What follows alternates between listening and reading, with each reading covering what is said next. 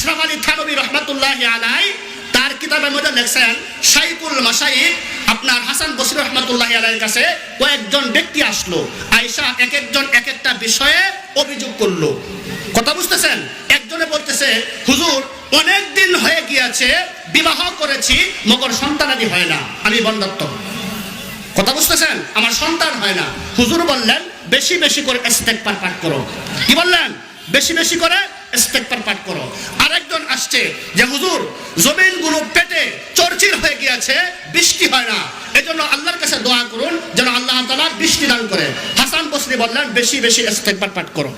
কথা বুঝতেছেন? দুজন। আরেকজন আসছে, আয়েশা বলতেছে, হুজুর অভাবন্টন একটার পর একটাই লেগেই থাকে, দু হাতে ইনকাম করি, দু হাতে উপার্জন করি, তারপরে অভাব যায় না। হাসান বসরি রহমাতুল্লাহি আলাইহি বললেন বেশি বেশি করে কি করো? ইস্তেগফার পাঠ করো। মজলিসে একজন ব্যক্তি বসা যে হুজুর তিন ধরনের ব্যক্তি আসছে, তিন ধরনের অভিযোগ নিয়ে। তিন ধরনের ব্যক্তিকে আপনি তিন ধরনের কি দিলেন? উচিত তো ছিল যে তিন ধরনের ব্যক্তিকে আপনি তিন ধরনের তাবিজ দিবেন, তিন ধরনের টিপস দিবেন, অথচ তিন ধরনের ব্যক্তিকে আপনি একই ধরনের তাবিজ দিলেন, একই ধরনের টিপস দিলেন, একই ধরনের আপনি কাজ দিলেন। ব্যাপারটা কি? কথা বুঝতেছেন ভাই? তিন ধরনের ব্যক্তি, তিন ধরনের সমস্যা না? বৃষ্টি হয় না, একজনে বলতেছে বিবাহ করছে সন্তান হয় না, আরেকজন বলতেছে অভাবন্টন লেগেই থাকে। হাসান বসরি বললেন যে ভাই বেশি বেশি করে কি করো? ইস্তেগফার পাঠ করো। তো মজলিসের মধ্যে এক ব্যক্তি বসা যে হুজুর কাজটা তো আমার কাছে ভালো লাগলো না ব্যাপারটা আমার কাছে।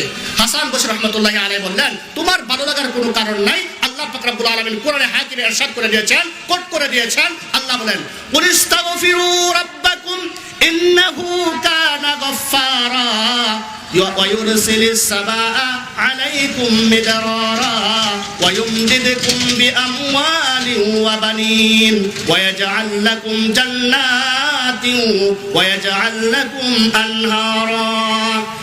আচ্ছা, ওই জমিনের মধ্যে বেশি বৃষ্টি হওয়া আর বৃষ্টি না হওয়া এগুলো হলো গুনাহের কারণে।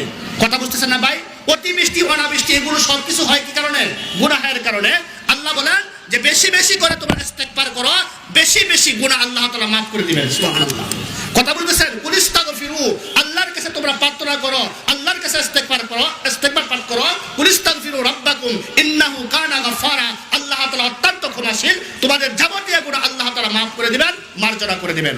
নাম্বার 1, ইস্তেগফারের ফজিলত হইল ইস্তেগফার পাঠ করলে আল্লাহ তাআলা যাবতীয় গুনাহ মাফ করে দেয়। এক নাম্বার ফায়দা, এক নাম্বার লাভ। দুই নাম্বার লাভ কি? ওয়ায়ুরসিলিস সামা আলাইকুম মিদরারা, আল্লাহ তাআলা বৃষ্টির ভারী দ্বারা আল্লাহ তাআলা বর্ষণ করে দেন। ওই যে ব্যক্তি অভিযোগ করছিল যে হুজুর বৃষ্টি হয় না, জমিনে দোয়া করুন। কথা বুঝতেছেন? ওয়ায়ুরসিলিস সামা আলাইকুম মিদরারা। আরেক ব্যক্তি অভিযোগ করছিল হুজুর সন্তান হয় না। হাসান বসরি রহমাতুল্লাহি আলাইহি কোরআনে আয়াত দ্বারা প্রমাণ করে দিলেন ওয়ায়ুমদিদকুম বিআমওয়ালি ওয়া বানিন, যাদের সন্তান হয় না ইস্তেগফার আমল করলে আল্লাহ তাআলা সন্তানের ব্যবস্থা করে দেন।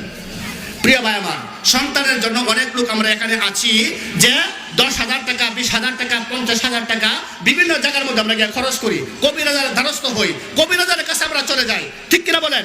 যাই কিনা? চলে যাই, কবিরাজের কাছে চলে যাই। না, কবিরাজের কাছে যাইতে হবে না।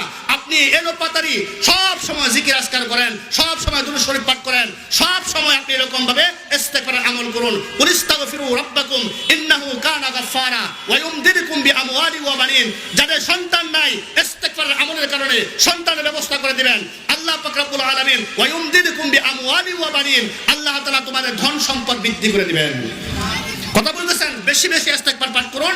আপনার স্ত্রী আপনার কথা শুনে না, ইস্তেগফারের আমল করুন। আপনার স্বামী আপনার কথা শুনে না, প্রিয় বোনের আমার, প্রিয় মায়ের আমার, ইস্তেগফারের আমল করুন। আপনার সন্তান আপনার কথা শুনে না, ইস্তেগফারের আমল করুন। আপনার অভাবন্টন লেগেই আছে, অভাব যাচ্ছেই না, ইস্তেগফারের আমল করুন।